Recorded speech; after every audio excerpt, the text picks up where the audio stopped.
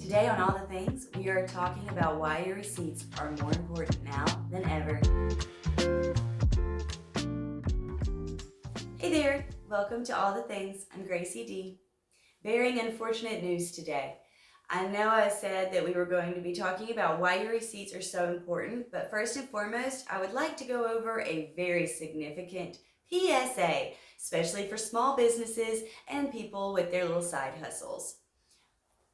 Through apps like Venmo, PayPal, and Cash App, the IRS used to be more concerned with large amounts of income made from these apps. So the threshold used to be $20,000 before you were at risk for receiving a document or being basically demanded to report that income.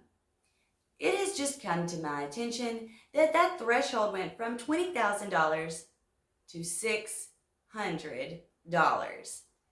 And this affects our income from 2022. This will be the thing for 2023 taxes. Yeah. No warning, no small changes, from $20,000 to $600. This could be things like your Facebook Marketplace sales. I personally have sold a lot of furniture on Facebook Marketplace this year, and now I gotta pay taxes on it. It can also be including money exchanged that you didn't make, money that you were paid back, bills that you split and you were getting that money from friends, from family. I would be very curious to see how the IRS is going to handle all of that, because many people who use these apps to send money back and forth to each other, is that going to count as income now? These are questions that I have. Unfortunately, I don't have the answer for you yet, but once again, going back to that $600 number, you can expect to receive in the mail a 1099-K sent directly from the app itself. Because the IRS is not going to just count on our honesty and due diligence as American citizens to pay the taxes on as little as $600 income from these apps. The 1099-K will be sent to you directly from the app.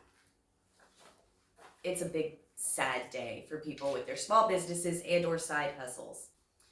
Before I go into why your receipts are super important, I do just want to mention, this seems completely frivolous, but we need to save some money, because what's going on right now is not saving us any money. We're constantly having to spend more money, even though inflation is going down. I'm sure a lot of people like myself are not seeing that happen very rapidly. Now we're told we have to pay taxes on money through Venmo, PayPal, and Cash App. So these coupons I'm about to tell you about might come in handy more than normal. So if you go to amazon.com/coupons, you're going to find coupons on a myriad of objects and products that are not going to be listed for that price directly on its Amazon listing.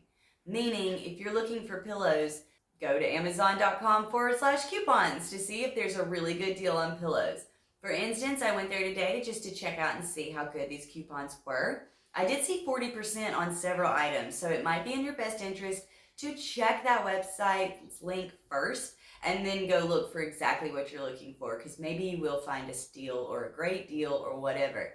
And like I said, I know that's like small buttons compared to the bad news bears that I'm sending out for you today, but it's something. Now, let's talk about your receipt. It's more than just a turn of phrase at this point. Your receipt is very valuable, more so than ever before. And the reason I'm saying that is there have been a rise in price scan errors over the past year. I don't find this to be a coincidence or an accident. I actually am going to keep that comment to myself. So what stores are on this offensive list?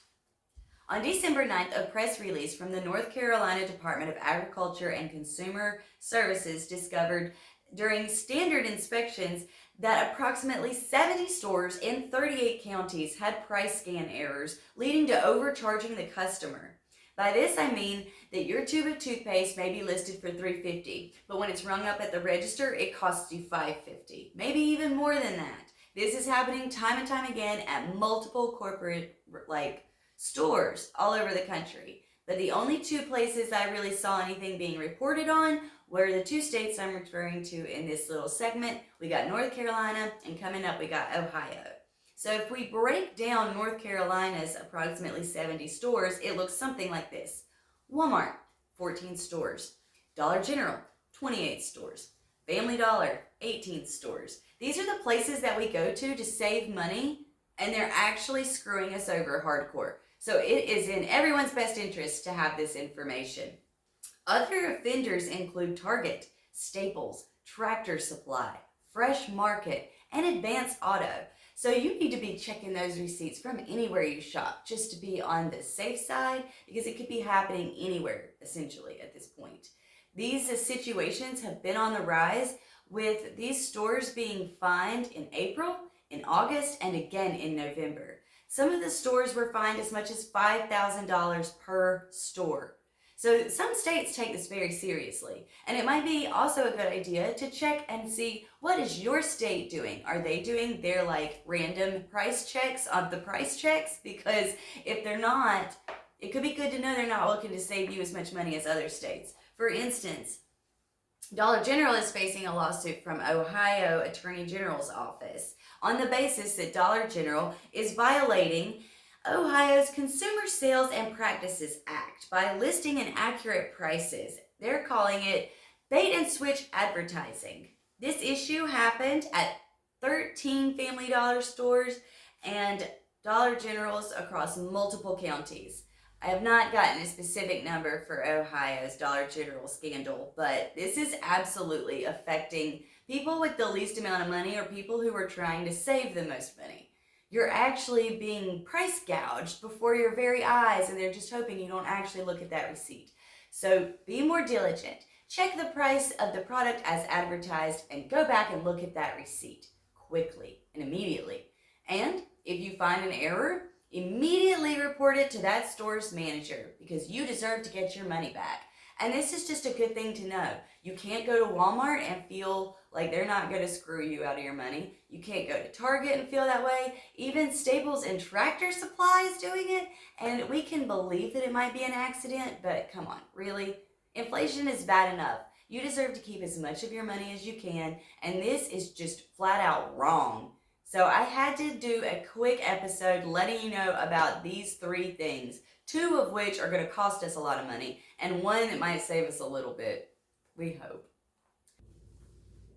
Okay, so I did a lot of research today and found a whole bunch of dirt and weird stories about Dollar General, of all things. Can you tell I'm wearing my news reporter shirt? Due to the findings of today's research, there will be a part 2 to this episode. Some burning questions that some Georgia representatives might be able to help answer.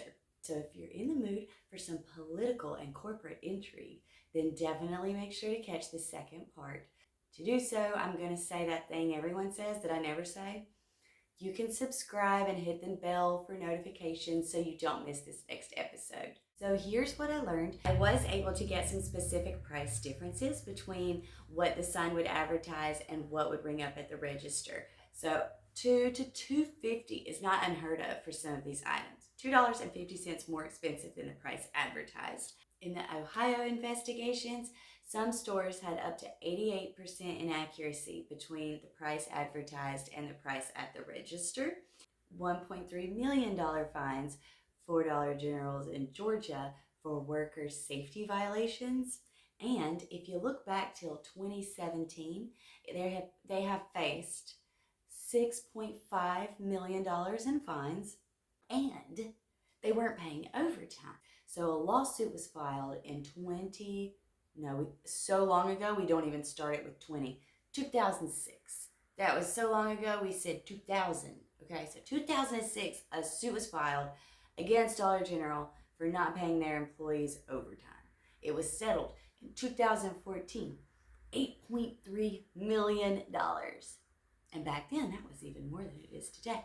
So this company is fraught with lawsuits and fines and scandals and all kinds of stuff.